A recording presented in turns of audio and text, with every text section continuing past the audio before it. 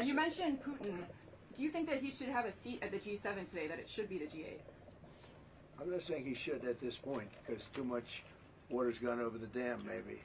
But it was a big mistake. Obama didn't want him, and the head of your country, the proud head of your country, didn't want him. This was a big mistake. You wouldn't have that war.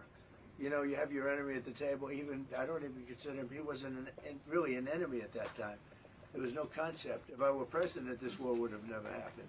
But likewise, if he were a member of what was called the G8 at that time, it was always the G8, you wouldn't have a war right now.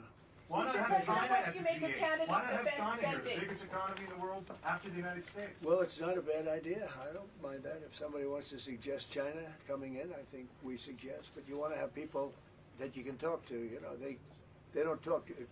Putin speaks to me. He doesn't speak to anybody else. He doesn't want to talk because he was very insulted when he got thrown out of the G8.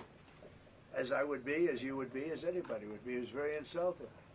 And, I mean, he was thrown out by Trudeau, who convinced one or two people, along with Obama. He was thrown out, and he's not a happy person about it.